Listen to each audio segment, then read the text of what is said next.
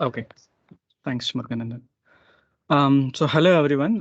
So myself, Dharani Rajagopal. So I work for National Instruments, and I'm with NI for almost now 7.5 years as a application support engineer. And I'm a certified LabVIEW architect as well as a certified test and developer. And before working with starting my work with NI, I worked for NI's alliance partner Apna Technologies and a company called GAVS Technologies and Renan Power Technologies. So overall, I have 10 years of industry experience in different domains like ATEs and like you can power and energy, those sectors. Uh, for today, the topic that I chose was handling applications or software crashes or hangs and what are the tools that we have to work with these issues.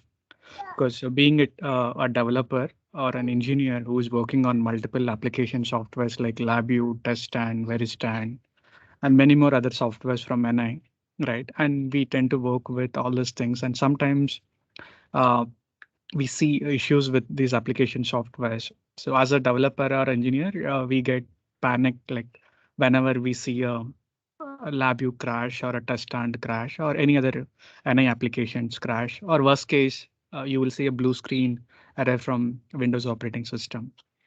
So I'm going to walk you through the typical scenarios where we see crashes or hangs and what are the tools we have.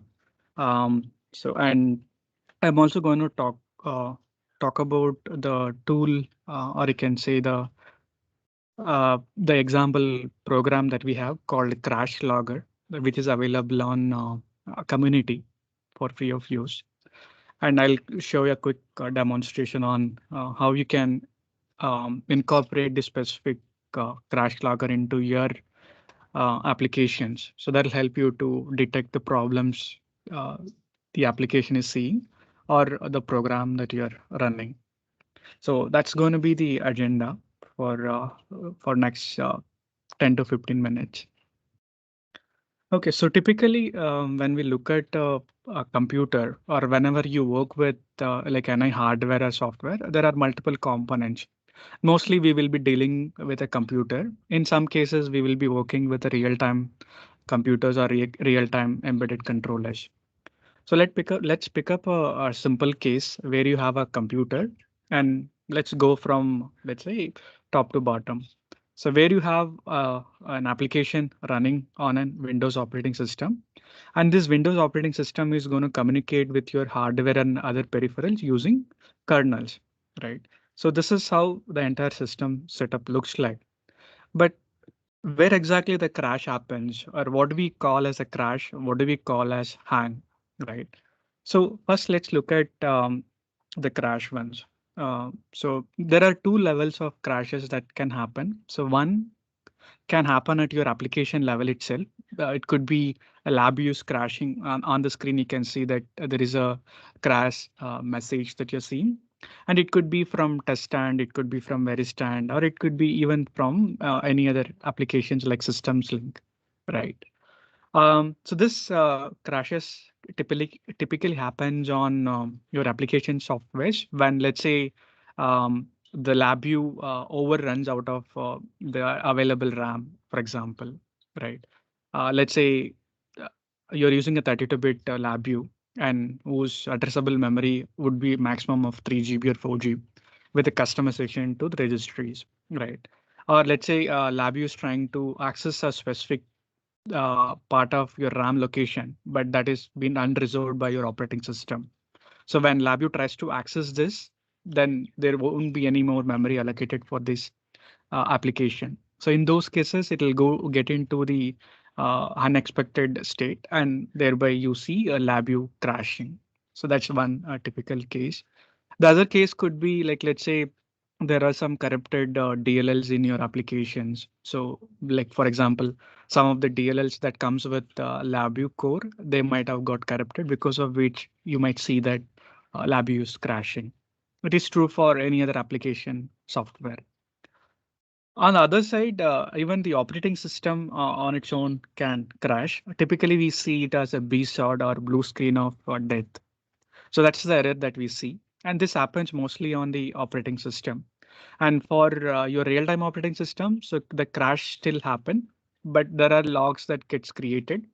But the benefit that you have with RT is you can configure if the system, let's say, corrupts, or you can ask the RT system to reboot it in the safe mode or to retry it 2 times or 3 times by making some changes to your INI files on the RT. Okay, so this is an example of, let's say, the crash where it can happen.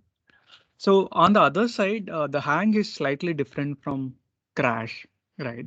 So the hang is not, it's due to the hardware failure or the software failure on the many instances. It's due to the dependencies where there is no response from the, let's say other application or other third-party device, or it could be even the program is getting into the unknown state. You can say, for example, so let's say there is a communication between test stand and LabVIEW where you're trying to pass, let's say, data using UI messages, or let's say you're trying to invoke the test stand engine and then try to use local and global variables. So we have seen cases where due to the issues, the way the programs has been created, for some unknown stage, for some unknown behavior, what it's going to happen is get into the indefinite loops, right? So there won't be a response from either from LabVIEW uh, or vice versa, from LabVIEW to test stand or test stand to LabVIEW. In those cases, you will see the application is not responding, right? In those cases, the operating system gets into the picture and then says that, gives you an option. Do you want to close this program or wait for the program to respond? So this is one typical situation between the software applications. The other example could be, let's say, you're trying to work with the protocols like TCP/IP, trying to send something and trying to receive data where you expect some acknowledgement, but you don't get an acknowledgement. So your loop continuously waits for that specific acknowledgement to proceed further. So in those cases, also your program, if it is not designed to time out after certain number of seconds or minutes, so your application is going to be unresponsive. So this is mostly on the application point of view. And there are cases where the operating system also can get into unresponsive mode, or I can say the hang mode, right? So let's say there are some bugs or known issues with the operating system code. It is expected that the operating system also can get into the hung mode. Okay, so now we know that so the main differences between the crash and the hang, and where and all the crash and hang can happen. So let's try to look at with some examples. So as an engineer or as a developer, what kind of actions or let's say the crash or hang issues that we come across, and how it can be kind of handled, right? So on the screen, you can see mainly the crashes happen on the LabVIEW integrated development environment or the LabVIEW IDE, or it could be even an application created based on LabVIEW. So let's say if you're an integrator or even let's say engineering services company who is going to develop applications based on LabVIEW and distribute these applications to your end customer or within your company to some other labs where there is some production facilities happening, right? So even those LabVIEW applications can also, let's say, crash, right? And also on the other side, so the operating systems also can crash. It's not only restricted to Windows, even real-time operating systems can crash whenever it gets into some, let's say, the unknown state of the program, or let's say, the memory issues or memory leaks and things like that. On the looking at the hang, like I mentioned, so when there is an inter or intra application communication and where you are expecting some sort of response from the other applications, and in those cases, you can see that there could be a hang where it is waiting for the response, right? And also where it is, let's say, the resource codependency, let's say This happens typically on test stand. Let's say you have two resources, a resource A and resource B, and these resources are supposed to be controlled by multiple threads or multiple, let's say, um, sequences. So in those cases, the sequences will wait for the resource A that should be freed up by the other threads or other sequences so that this device can work. And in this time frame, you might observe that the application is not responsive, and you might treat this as a hang or unresponsive behavior. And sometimes, which is very rare, the operating system can also get into the hung mode or a freeze mode where there won't be any response from your application. That we typically see for a moment on some of these applications whenever you launch, let's say the some big applications where either the application is going to be unresponsive or the operating system itself is unresponsive, waiting for some threads to be launched, to be processed, and so on. So here are some of the key troubleshooting steps that I would recommend based on my experience. So being a LabVIEW expert, so I tend to deal with many LabVIEW hang issues or crash issues, or even let's say the Windows crash issues when our customers are using our applications. So first thing that we typically look at is this issue is reproducible, right?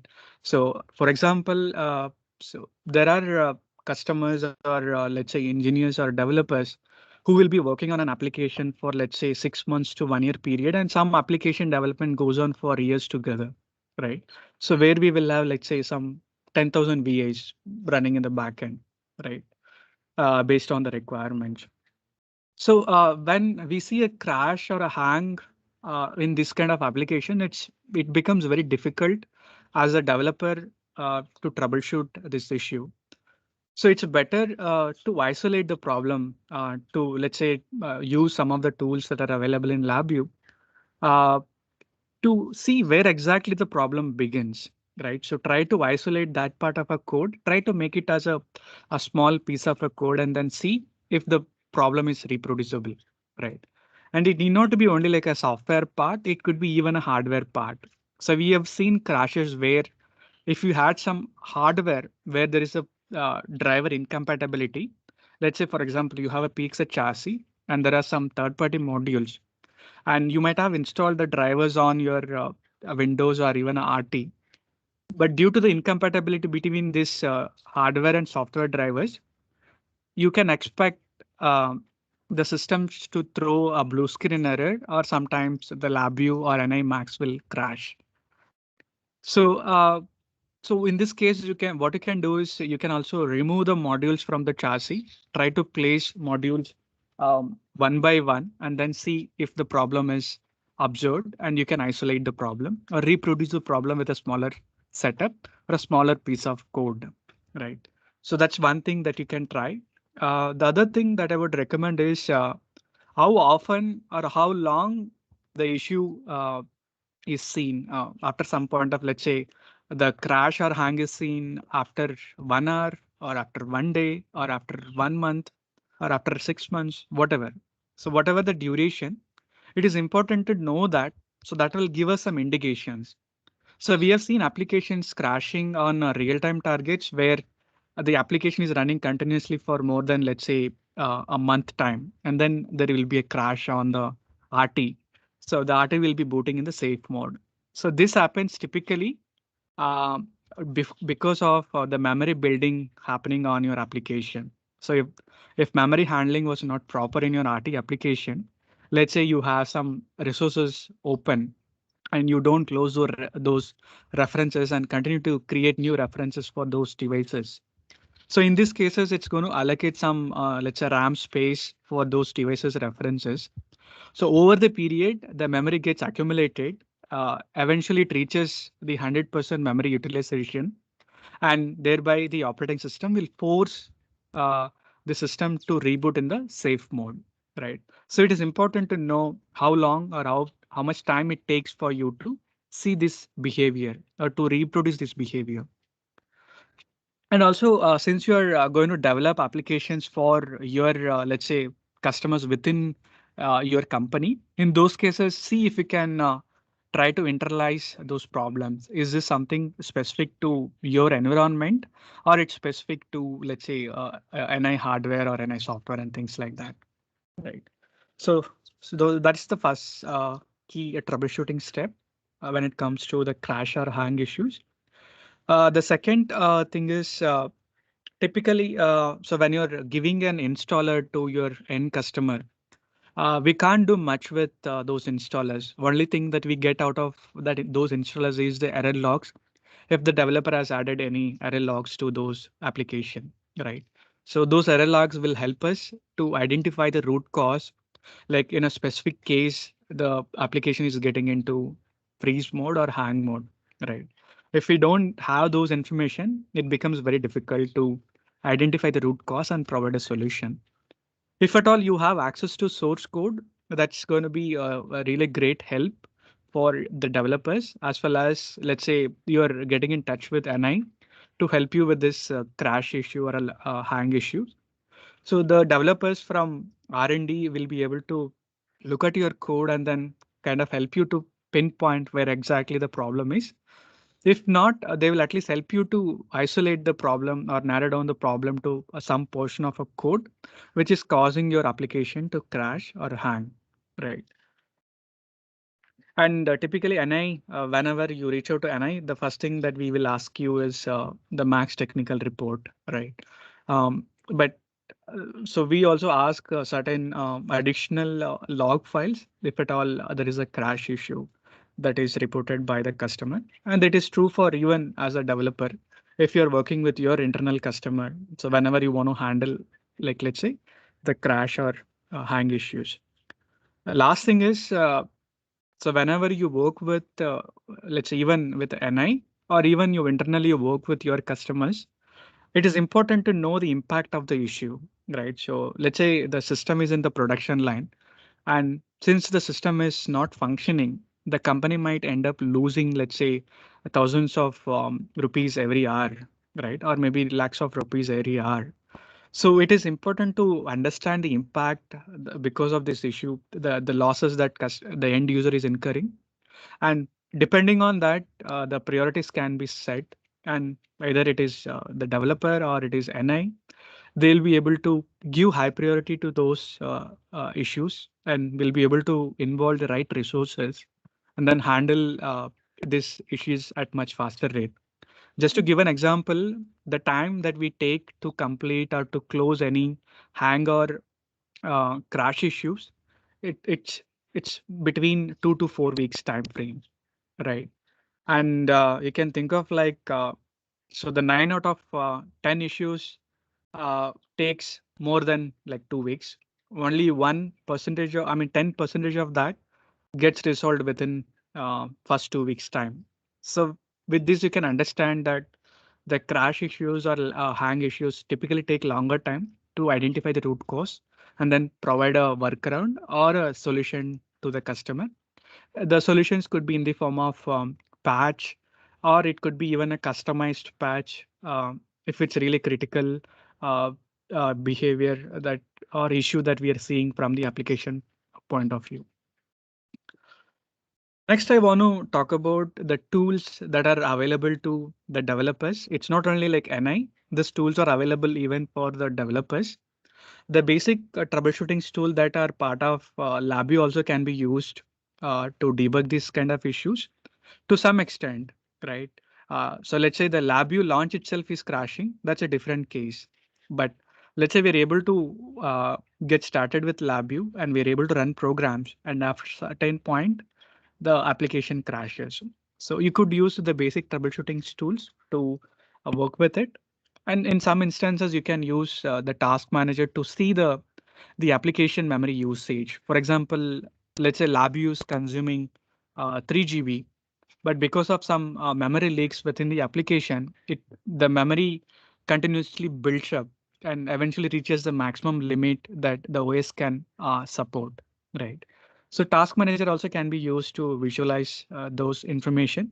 You can also look at the number of threads that it is creating, right? So there are limitations when it comes to 32-bit operating system or a 64-bit operating system, where how many number of threads can every application can run or even an operating system can handle, right? So that's a very useful tool.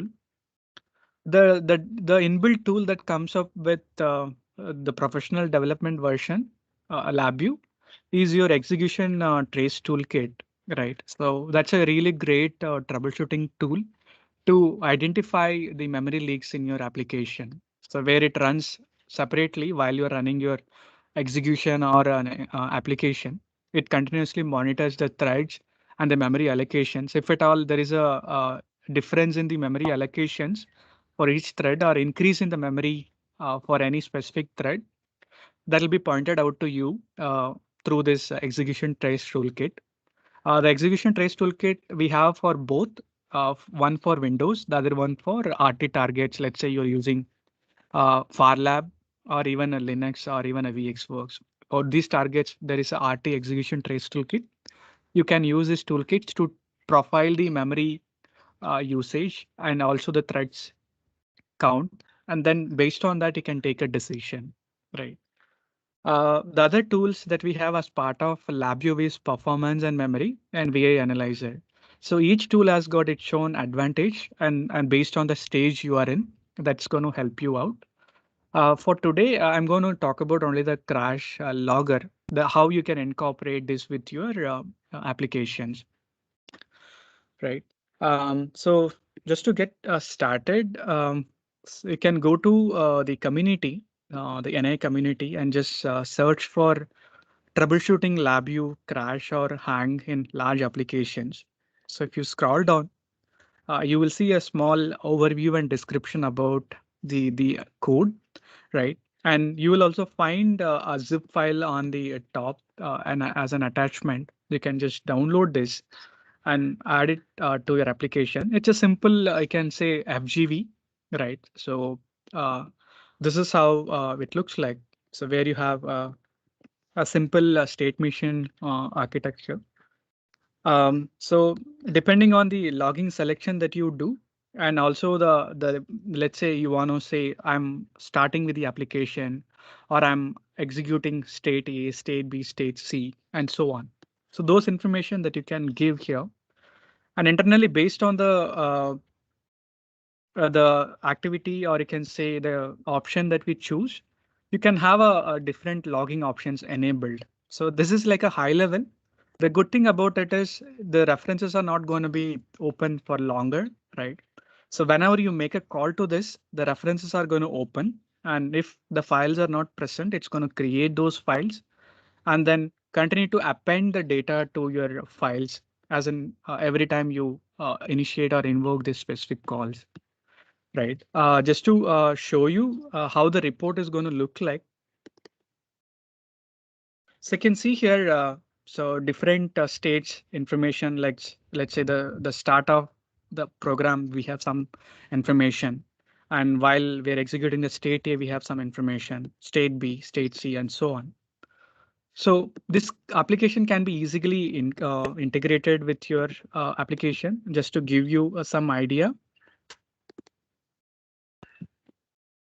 you can see it's available as a kind of a sub VI where you just have to mention the state and what operation that you are going to perform, and you don't have to do anything apart from this. So this is one easy tool where you can incorporate into your application and then start leveraging the tools that are already available. So on top of it, if you're like a big user of LabVIEW, there are additional changes that you can make to a LabVIEW INI file configuration. The paths are shown here. Uh, so by default, uh, the the the crash report, I mean the dump file that it generates are you can say the base dump files. What you could also do is you could change the INI token called NIER dump type to full. This will give you the complete the application dump. This will help like NI to investigate into your dump file and then kind of help you in narrowing down where exactly the crash is happening, right? And the dump file locations are, you can see it is available to you in the users, app data, local and temp location. And there is one more thing available called lvstatus.txt. So this is the file path. So these are the two file paths typically the NI team looks into to understand where exactly the crash is happening and what is causing this crash. If you are working with RT systems, you need to enable a different INI token called enable crash dump type equals to true. That'll help you to create a full dump for your RT systems. And that is something that you need to change it in rt.ini file. And if at all you see a crash issue, you can get the logs which are available in this location. Temp, it's called LV logs. And there are other log files available called errorlog.txt and rtlog.txt. These are the files that you can share with us. That'll give us some insights on what exactly is happening in your application. That'll help us to again narrow down to the problem and provide the solution as early as possible. So that's all I have. So if you have any questions, I will take it up, and I'll share the CrashLogger link on the chat, so you can go through it. And it's a pretty straightforward, you can say, program. You can directly add to your application.